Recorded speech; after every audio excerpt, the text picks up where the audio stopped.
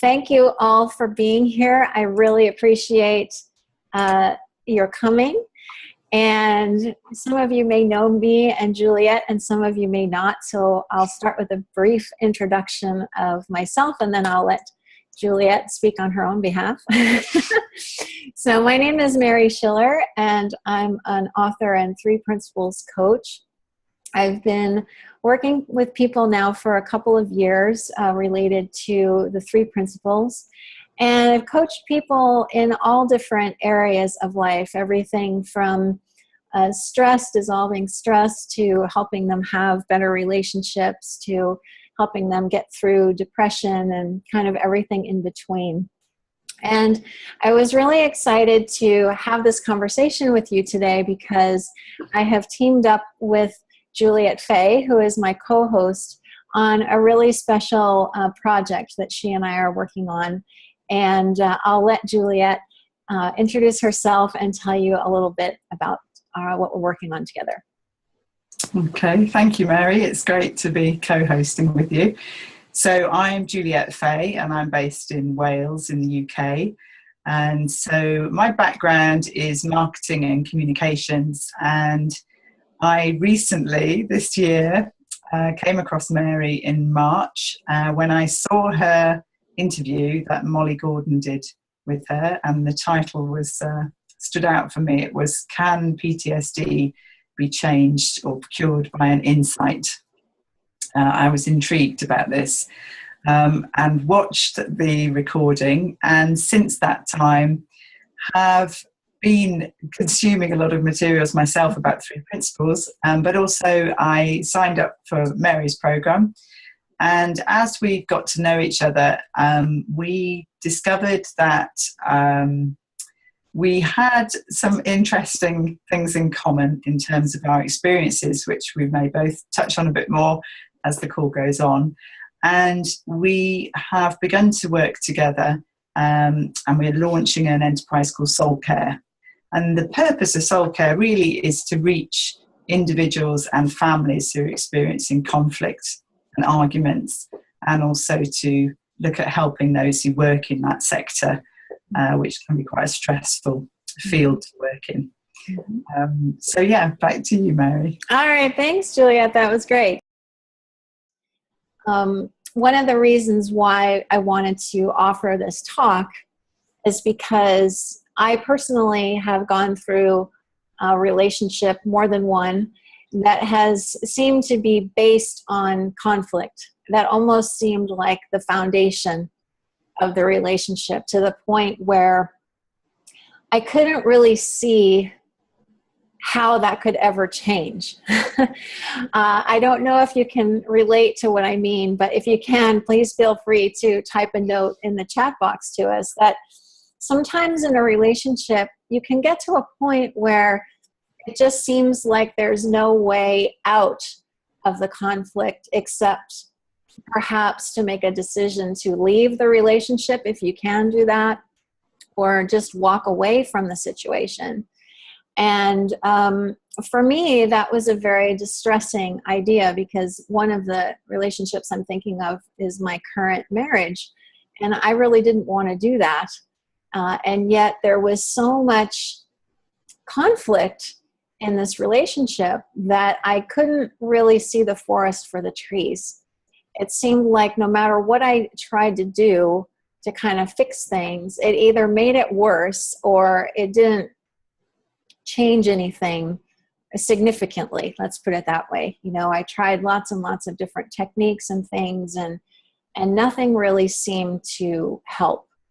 And so, you know, one thing I would also like to mention is that later on in this call, we're going to provide a way for you to continue this conversation with us if you'd like. And I can tell you that it really wasn't until I came across what we're talking about that things started to shift in that relationship for me. And so it's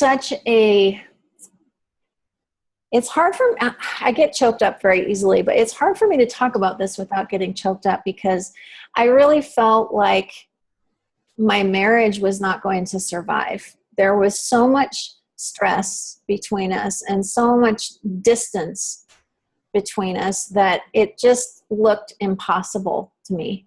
And I tried everything I could think of to, from marriage counseling to all different kinds.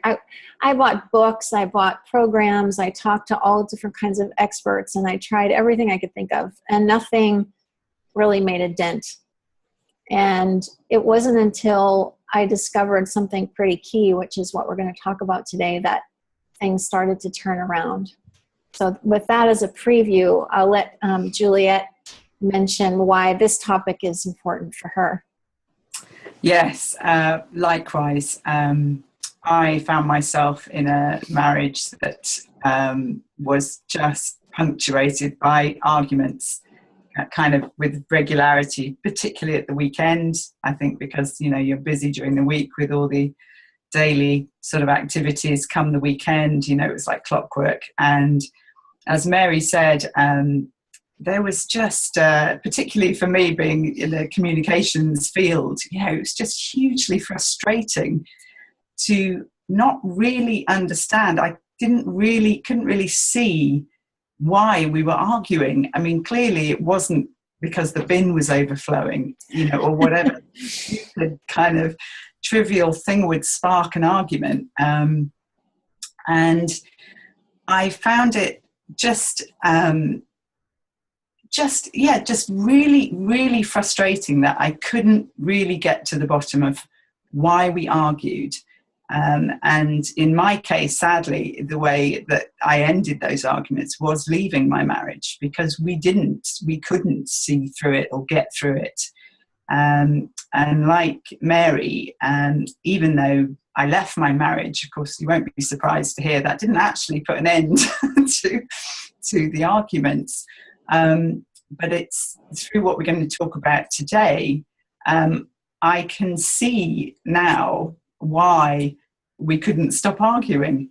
But I couldn't see it at the time at all. And I think, for a lot of us, we go about our business, we do our jobs, we look after those we need to take care of. And there's this thing in our life that, we just don't get. And if you're on this call, I'm guessing you'll all be aware of how draining it is, how exhausting it is, how you're kind of waiting for the next argument. And it starts to colour everything. And I don't need to tell you, it's no fun. It really isn't. Mm-mm. Yeah, so if you are, thank you, Juliet. If you're so inclined, I'd love for you to write a comment in the chat box, how, if you don't want to tell us what relationship has got you on this call today, maybe you can share a little bit about kind of the impact that it's having on you to have a relationship in your life that is conflicted and very problematic. I know for me, no matter what I was doing during the day, this situation with my husband, my current husband at the time, was constantly on my mind. I would go to work, but I would still be in the back of my mind always thinking about it. I had times where I live at the top of a hill, and I walk up this hill from the subway to get home. And I would have this horrible feeling inside when I'd be walking up that hill. Like, it was literally like the weight of New York City was on my shoulders. Like, I don't want to go into that apartment. I can't face this anymore. And it was almost debilitating, to be frank. Like, I felt like it was just permeating every single aspect of my life. I couldn't make a good decision about my future. Hi, Monica. Thank you for joining. I'm going to just mute you real quick, but I'll unmute people in just a moment. I felt like I couldn't focus on really much of anything. My life just seemed completely consumed by these problems. And I couldn't, as a result, I couldn't how do I even say this? I felt like my whole life was stalled, essentially. I don't know if that makes sense to you, Juliet, or to other people here, but it was like I was just treading water and not going anywhere. And no matter which way I flailed my arms around, nothing was changing. And then I came upon something very new, which many of you on this call are probably familiar with, which is called the Three Principles. And without going into a lot of detail about that specifically, I'll tell you what was a game changer for me, which was I saw that the things that I thought my husband was doing or not doing that were causing problems in our relationship, because constantly in my mind, I wanted him to fix something about himself, wanted something he was doing to change, or I wanted him to stop doing other things, or, you know, I looked to him as the source of this feeling of conflict that I had. And what I saw very clearly over time was that, in actual fact, the way that I felt inside, the anger and frustration and all of that, was actually just coming from within me. It had absolutely nothing to do with him. And I'm going to pause there because that was such a huge revelation that it was just like, it started to change everything about the way I saw us interacting. So I'm going to throw it to you, Juliet, if you have something to say. Yes, I can absolutely relate to that, wanting behaviour to change or circumstances to change, and really in kind of looking around trying to grasp some explanation or reason for the arguments. Mm-hmm. I think it's very common that you do feel you are reacting to what you're presented with. You know, can be minor things, can be major things, but you know, we'll all do it. We'll kind of feel, oh, we look for factors from the sort of, like say, from the small kind of, I'm tired, I've had a bad night's sleep, I've had a heavy day at work, to the major, you know, you never do, he never does, he always does, you know, these sorts of things. And while you feel that they are the cause, you realize when you start to look from the point of view of this understanding that it puts you in a very powerless place where you are at the mercy of whatever is happening out there, whatever your partner or the person that you're in conflict with is doing. Can if you believe that all your feelings are coming from out there, then your day is completely directed by, not by you, but by everything else. Mm-hmm. And what you were saying, Mary, about that, you know, walking at home and anticipating, that starts to point to the fact very clearly that the person or the situation we think is causing the problem isn't actually there. Mm-mm. So, you know, when you see this realization, when you see that the feelings that are bubbling up in you from despair, and in my case, I used to get very, very angry, real rage. When you start to see that they are coming from inside you, not from what's out there, mm-hmm. Not only, as you said, Mary, does your kind of view of things start to change, but you start to see the other person differently as well. Mm-hmm.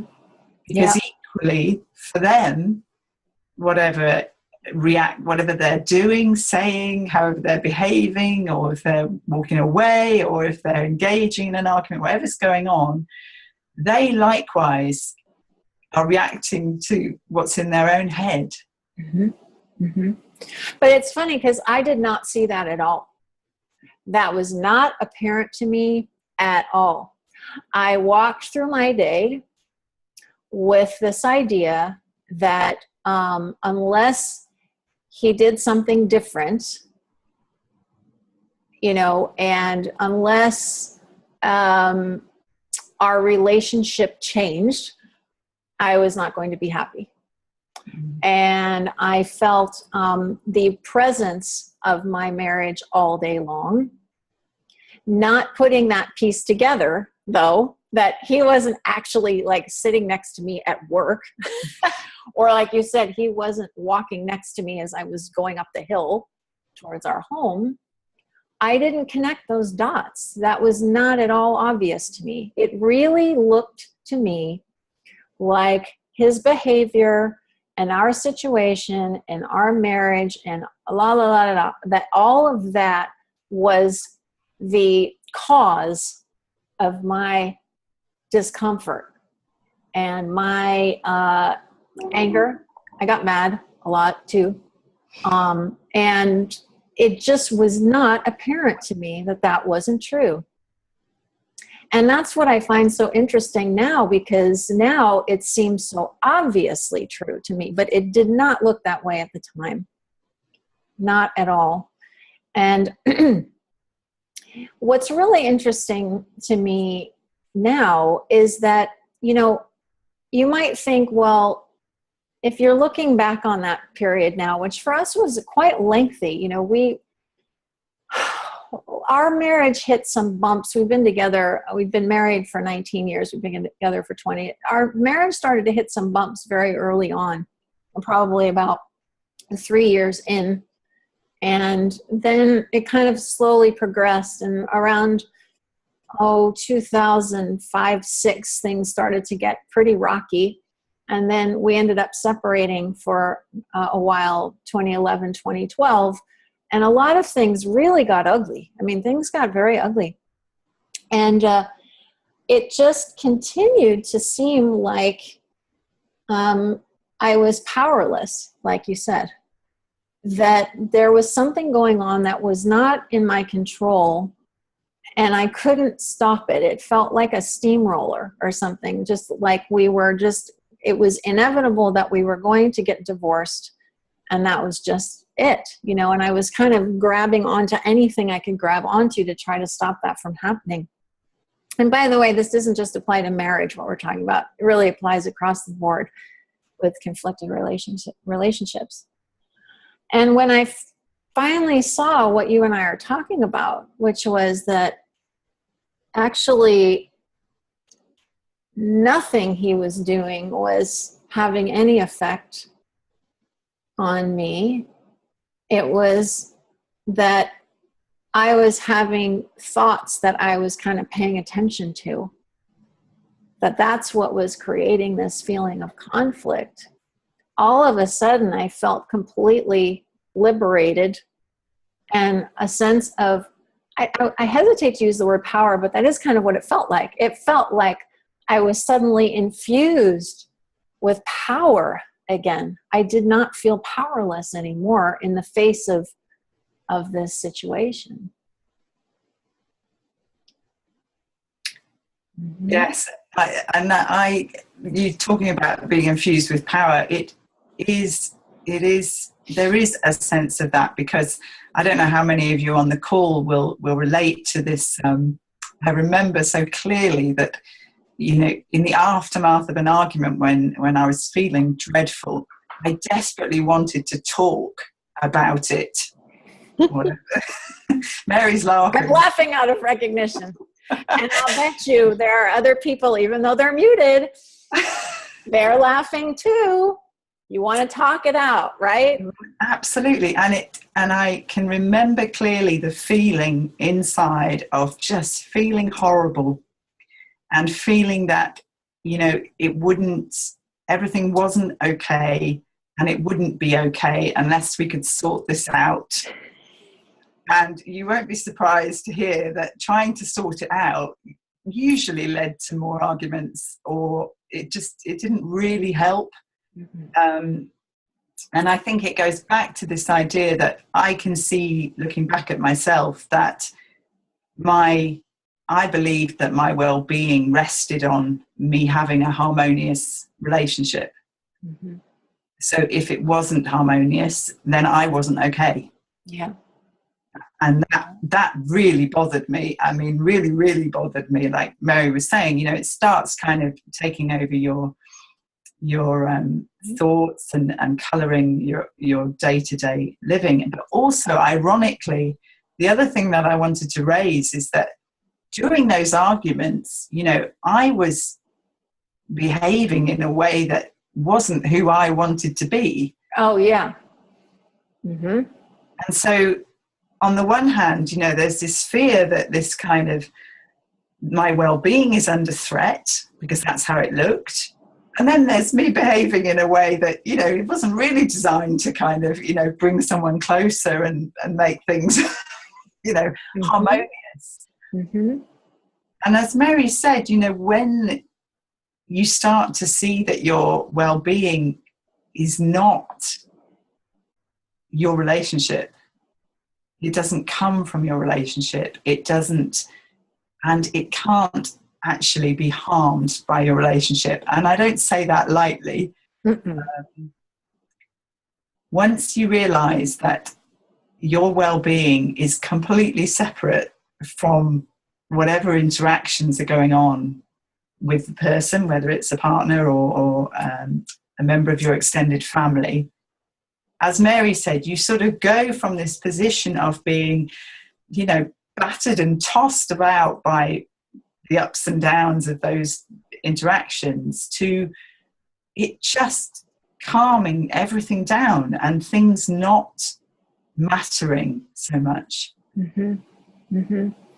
I have written about this before, that I almost ended my marriage because I wanted to talk about everything, and it was almost like I could predict exactly how those conversations would go. I would start from a place of extreme frustration, and I would hammer and hammer and hammer away at whatever I thought the issue happened to be. And I remember Jeff saying a couple of times, like, I don't want to talk about this now, but I didn't let it go. I felt like I couldn't let it go because it seemed like you just said, like, if I didn't get this thing sorted out, that I wasn't all right. And I just was completely upside down about the whole thing. I was just not seeing that none of it had anything to do with the way that I felt, or, like you said, had any real effect on my well-being. And I'd like to say one more thing, and then if it's all right, I'd like to open it up for some questions or comments that people have, is that what we're talking about can work and help, even if it's only you that starts to see things from this vantage point. In the beginning, Jeff had no idea really what I was seeing, and I wasn't able to communicate it very well to him, but I could see it in myself, and my behavior as a result started to change. I started to calm down faster. I started to not talk so much, which was helpful. And very gradually, it took a while, and we still have our bumps. I don't want to say everything's perfect, whatever that means, but the tension level in our household started to drop precipitously, and it was so noticeable. It was unbelievable because it was very high. Just the feeling in the room was very, very hot a lot of the time. And it just over time started to cool off so that I felt like we could actually have a rational conversation and not coming from that place of frustration so much of the time. But that was before Jeff had any real understanding of what we're talking about. It was really just because I saw it. Can have a tremendous benefit. So I would love to open it up to questions or comments, anything that you'd like to offer. So if you want to type a note in the chat box or raise your hand, I can unmute you if you would like to to ask something. Either way, typing or speaking, just let us know. I'll give you a second.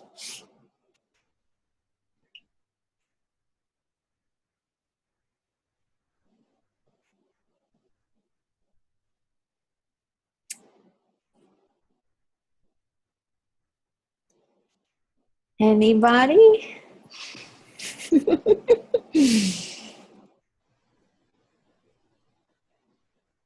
Everyone's quietly absorbing what we're saying. Oh, okay. Helen says, it may have cooled the tension, but do you feel love and connection? What a great question, Helen.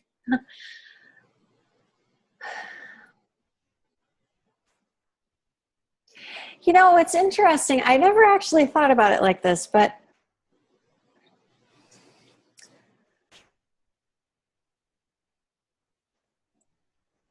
I would say that what I realized was that we always had been connected. I just hadn't seen it. So something that had looked really broken and unfixable to me for so long started to look like a mirage that I had just been looking at and believing. And I started to realize that anything that made it look like we weren't connected just really wasn't true. So in contrast, for example, to other approaches, you might say, to conflict between people, we didn't have to do anything specific to quote unquote rebuild a connection. That connection had always been there.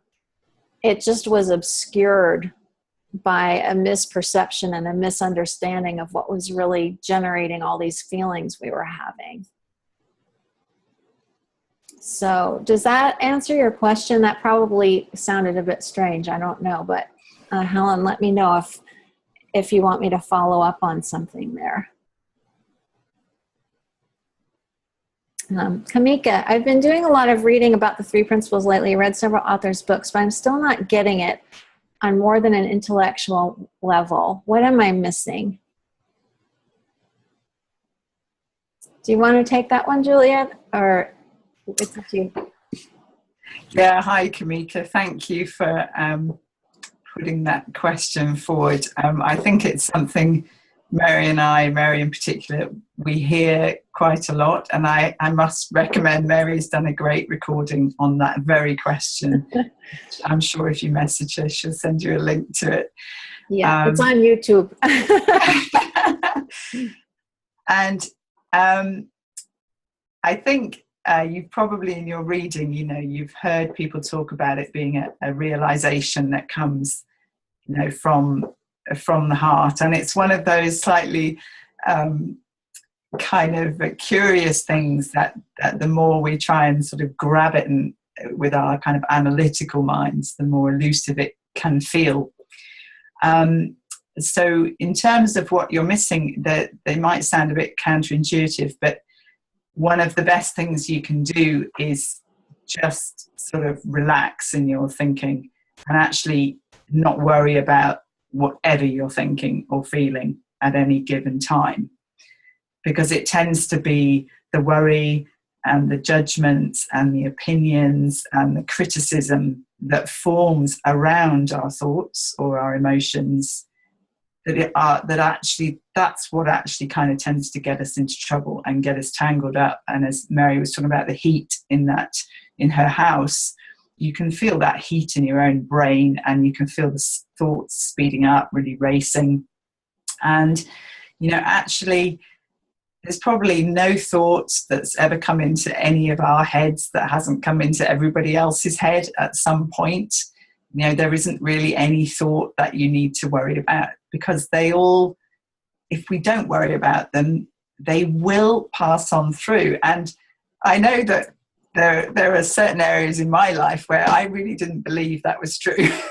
It's like, yeah, thoughts about that passed, but not about this. But I can tell you, Kamika, that if you can trust that they'll pass and you can not worry about them, you will begin to settle down. And it's from that place of being a bit settled down that new thinking emerges. And the only way, I'm not going to convince you of this by telling you, the only way that you can experience that is to almost experiment for yourself about this, not worrying about what you're thinking about. Mm-hmm. I don't know what you want to add on that, Mary. Yeah, and not worrying that you're not getting it, because ultimately what we're talking about is something that is innate. So there's no way for you to not get it, because it's how you're already working as a human being. It's not like we're trying to teach you something you don't already know. I think Sydney Banks said, we have the greatest job in the world is we wake people up. We tap them on the shoulder and we wake them up. And that's kind of what it feels like to me, is that it's just a gentle realization that for some people can happen faster than others, but it doesn't matter in the end, because it's something that's already at work in you. And so it's nothing to be concerned about if you feel like you're not seeing it the way that you want to, because that will, if you keep looking in this direction towards who you really are, it will start to become much more apparent. It's just inevitable. I don't know anybody, in the 2 years I've been talking to people, I don't know anyone who has not experienced a shift in their understanding. It's almost like it's once you start this, once you wake up a little, it just kind of is inevitable that you evolve. Did that make sense? It did to me. Shirley's put a nice comment there in the stream. Thank you for that, Shirley, saying getting the 3 Ps is a process of osmosis. The more you read, listen, participate in conversations about it, the more it seems to absorb into your being. Trust me, an intellectual understanding was me for a long time. Mm-hmm. Mm-hmm. Yeah. And, what's kind of cool is that in the context of a relationship, I've noticed that, now that my husband is sort of in this conversation too, he started to change, even with just a little glimpse of the conversation and a little bit of understanding. It started to make a difference in his behavior. So I think sometimes we have this idea in our heads that, there's going to be some kind of earthquake or something, and we're going to wake up one day and everything's going to look totally different because we have this understanding. And it actually may be making more of an impact on you than you can see, if that makes sense. A lot of it is invisible. And I'll give you a really cool way of thinking about this. So I went to a training in February with George and Linda Pransky and Barbara Patterson. And one of the things that they were talking about was how we've been accustomed to looking at change on a horizontal scale. So we look at sort of the outer things as a gauge of how well we're understanding these principles. And he says it's actually not about that. It's a vertical line that we're on. Like, are we a little bit more conscious of what's going on? Are we seeing more frequently that, oh gosh, it's not Jeff's, inability to clean the bathroom that's causing me frustration right now. It's actually a momentary thought that I'm having. Are we seeing that more and more of the time? And that's been very helpful to me, because it showed me that circumstances may or may not change. That's not really up to me. It's not up to you either.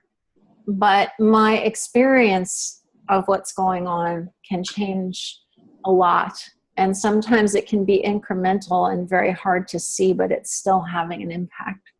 Mm-hmm.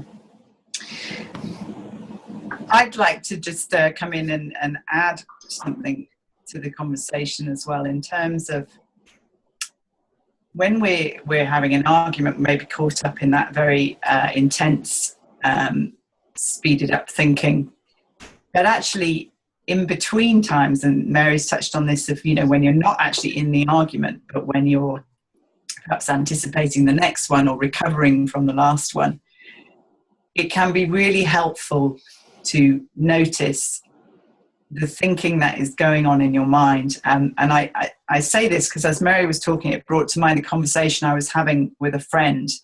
And during the conversation, the words proper marriage came out. And we both sort of paused and just, you know, it tripped us up a bit. And we kind of realized that there's an awful lot of thinking around what a relationship should look like. And for me personally, having, you know, left my marriage, trying to work that out at an intellectual level has been very painful and very difficult. You know, what's it all supposed to look like now? But going back to your point, Helen, about connection and love, I know for myself something that has started to happen is that the connection and love that was always there underneath, if you like, and was there obviously at the beginning of my marriage, that has surfaced and is now much more present than the hurt and pain and conflict that, you know, was very intense and went on for years, and which I see myself as the main cause of, or certainly saw myself as the cause of back then. And so when you realize that all our ideas about, you know, what a relationship should look like are all basically more thinking, you know, there is no model of a relationship that we can go to and say, right, okay, we should be this, and we've got to adjust that and change this and be this. And so I think for people who are, you know, maybe not sure whether they are going to be staying in this relationship or not, you know, once you start realizing that it's just about the space you're in right now, that is very, very powerful, because we can get very sidetracked by, you know, wanting to know where we are, and is this working, is this not working? And it's back to the point we were saying earlier about wanting to talk it out. You know, that is all a lot of thinking which exhausts us, and certainly in my case, and is painful. It's very, very painful. Mm-hmm. Mm-hmm. And when you start to see that both you and the other person, you know, are okay, it's like that's a constant underneath all this stuff going on. Mm-hmm. And really, to Kamika's point about getting this and seeing it, it's when you start to settle down, I can see the people in my family in a much more, a sense of who they really are is much stronger now, probably, than it was when I was in the marriage, strangely. Mm-hmm. Well, that reminds me of something that I think is really interesting to talk about, which is a lot of times people are in a conflicted relationship that doesn't exist anymore, you know, but they're still living with that feeling of conflict. Mm-hmm.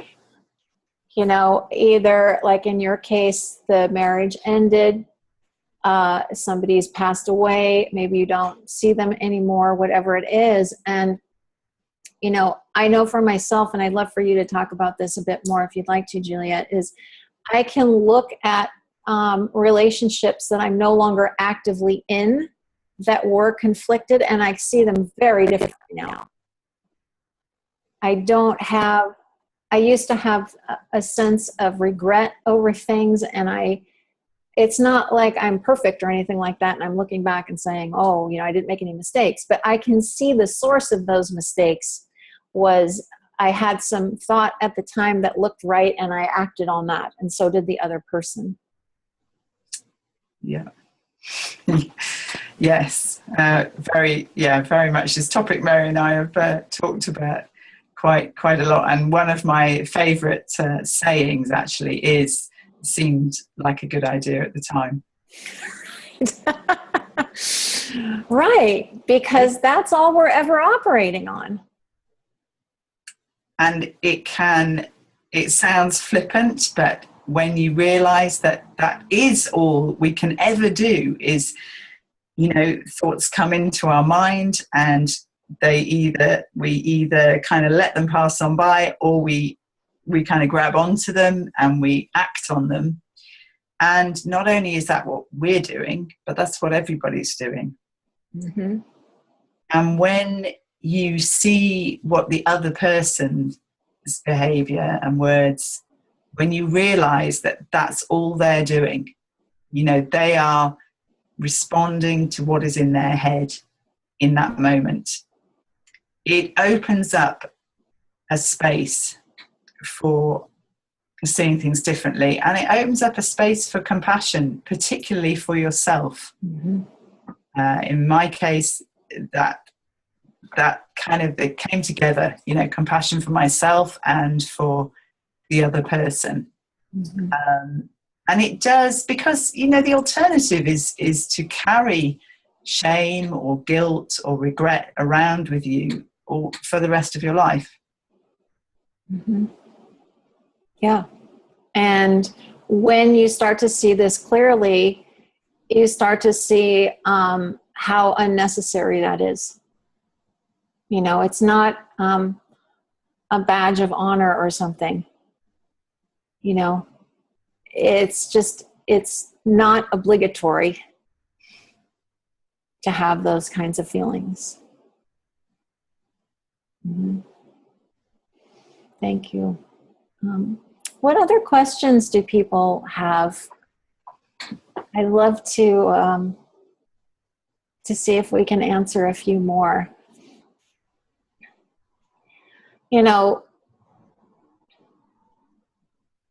I can't say that I don't wish I had found out about this sooner.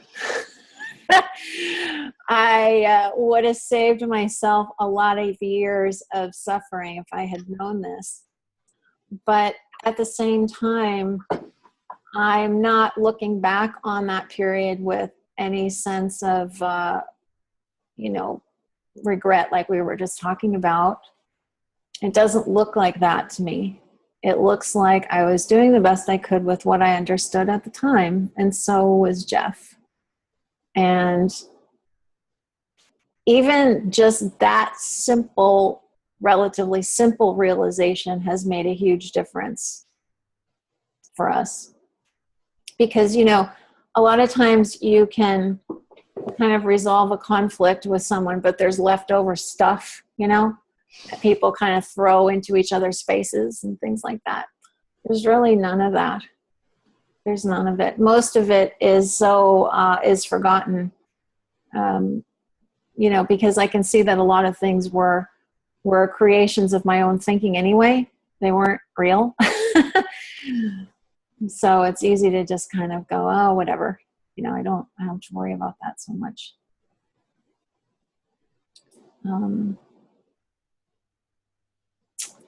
And I'd like to reiterate the point that I made a few minutes ago, which is that, because for me, if there's one thing that you walk away with today, it would be that if you're experiencing a relationship that is filled with conflict, I just want you to know that if you have an understanding of what's really happening, according to what we've been talking about, that has the power to transform things. It doesn't necessarily mean that the relationship will stay together or whatever. That's not what I mean. Because Jeff and I just happened to stay together, but we might have made a decision to not be together. But the whole experience of your relationship will change. it's just inevitable. And it really only takes one person, which is you, really, to help that to happen. It doesn't mean that the other person needs to do anything differently, say anything differently, be a different person. It's just not a requirement like I used to think it was.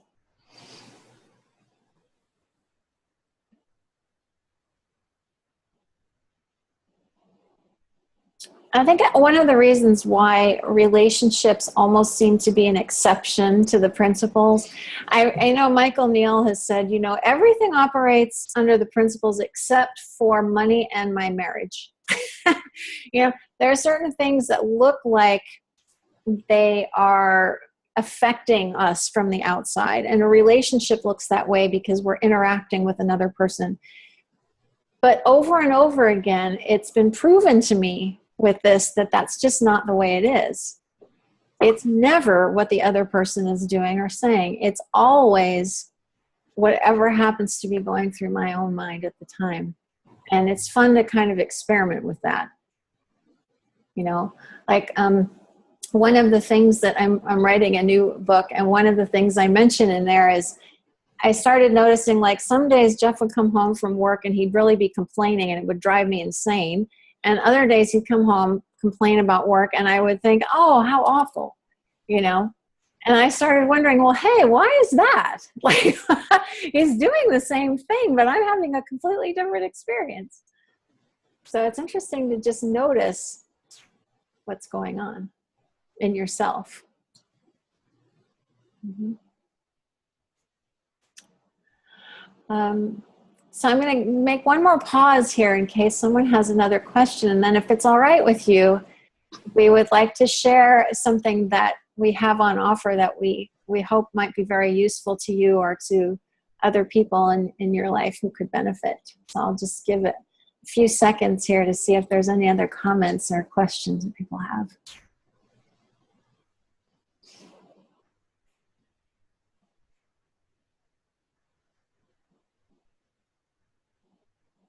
All right.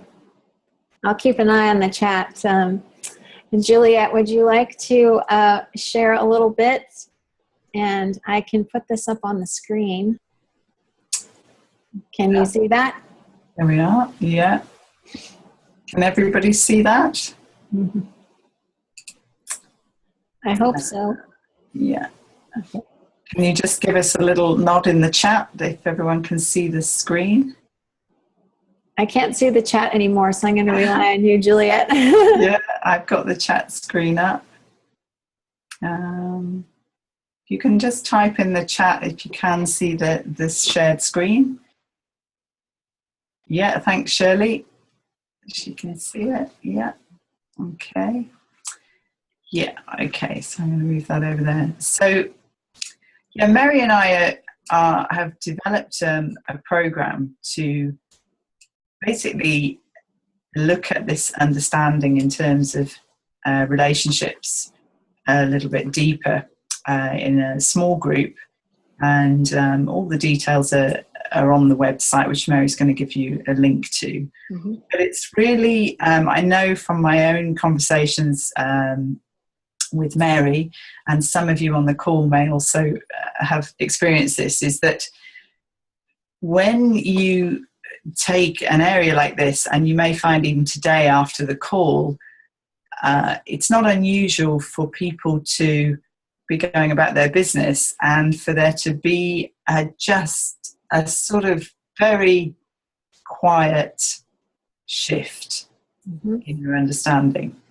And Mary in particular, with her work, has found that these sort of fairly intensive short programs can have a profound impact on people's experience of life. And Mary and I have come together to do this because I'm sure you know some of our background, but we very much feel we've been on different sides of the sort of conflict in families and had very different outcomes, if you like. Mm-hmm. And it's an area where, I guess we both wish we'd come across it a bit earlier. C'est la vie, as they say. Yeah, but we'd really like to help people perhaps see, where this conflict is actually coming from, and in that way have more choice over the way you go next. Here is the website address. Soul Care is our joint venture that Juliet and I are in, and it's totally focused on ending family conflict and also helping people who work with others in that field. So if you're interested in learning more about the program, you can type it in the chat box, maybe, Juliet, too. It's soulcare.org/calm. And it's a 2-week class. It starts next Wednesday, the 21st. We'll have 3 calls like this one, except they will be, everybody will be on camera and speaking. So there'll be 3 live calls during the 2 weeks that will be recorded, and they will take place at the same time. And we'll also have a private Facebook group. We will very happily answer any questions you have. You can email Juliet, I put your name there, at soulcare, SOLCARE.org, or visit soulcare.org/calm, and you'll get some more information about the program. Just wanted to add in as well, although it says there that the live calls will be recorded, they are only recorded for the participants on that program. They wouldn't be used publicly at all. So it is a safe space in which to look at this understanding. The Facebook group likewise will be secret and closed, and it's only people on the program. So what we're trying to create, as I say, is a space where people can explore, feel safe, and have access to us, obviously, in the Facebook group, but it wouldn't be shared outside of it. No, and in fact, the group on Facebook is marked secret, meaning nobody can even see that it exists. So nobody would know that you were there except for us. And a lot of, obviously, what we'll talk about in the program relates to this understanding of these principles, because that's the foundation of everything that we do. And what's so interesting to me is how that understanding starts to permeate every aspect of life. It's something that has been such an incredibly positive thing for me in everything that I'm doing. And even, I hate to even say this, but, if you had told me that I would be,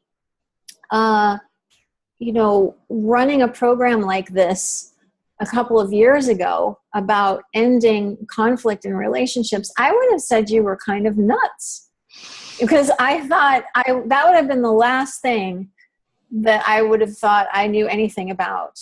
But it didn't take much for me to understand what was really happening under the surface of that relationship.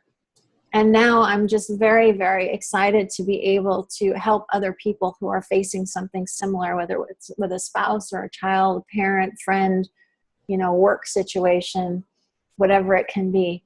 I'm just thrilled to be able to talk with you about it.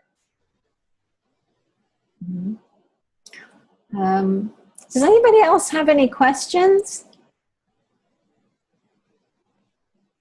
Or comments? Comments? Anything at all?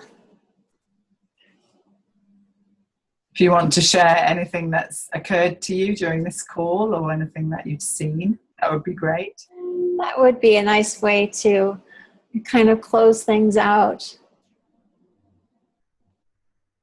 So feel free. We've really appreciated your presence here. Can you see that, Mary? Yes, but I can't see. Oh, Monica has a question. All right, okay, thank you, Helen. I'm going to unmute you. Bye, Helen. I'm unmuting you, Monica, so go ahead. Okay, I hope it works. Can you hear me? Yes, I can. Okay. I really appreciated you mentioning the vertical dimension that George Pransky spoke on. I mean, you don't have to talk about it now, but I think that might be the clue that I'm going to pay attention to, where things come right away. You just sort of stay in there, and I think maybe that's how maybe things can change because it's a vertical dimension, not the horizontal. That's just so I appreciated your talk. Thank you. Thank you, Monica. Yeah, I think that if we're talking especially about relationships, you know, we can have an idea in our heads about how something is supposed to look, you know, but while we're kind of caught up in that illusion, we're missing what's really happening in our own understanding and our own level of understanding and consciousness. Thank you, Kamika. Yeah. Appreciate that. Yes. Mm-hmm. Yeah, thank you, Kamika. Thank you. Sure. Anybody else have a question or a comment while we summarize?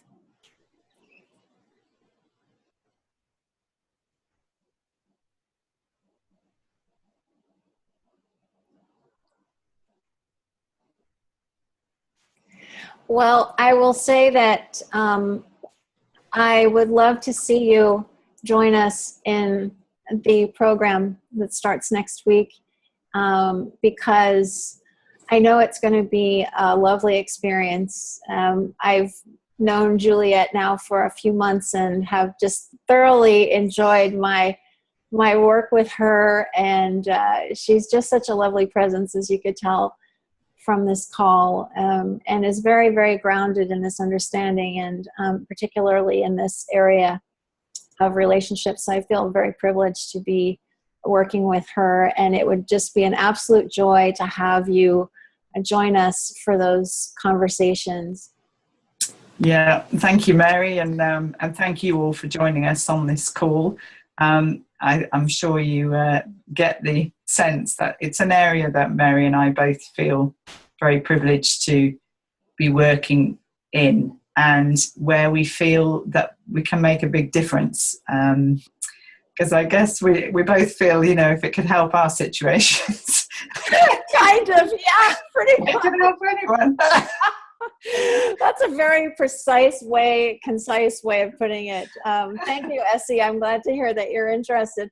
I really do feel that way. I really feel like, in my own case, if it can help me to disentangle myself from that massive spider web that I was in around my marriage, and it did it fairly quickly, then I know it can help anybody. I really do. I really do. Thank you for being here, Shirley. Yeah, thank you for all the comments as well. All right. Seeing you again. Yes, hopefully we'll see you again, and look for some more information. And again, it's soulcare, SOLCARE.org/calm for the program information. Thank you so much, everybody. We'll sign off. Adios.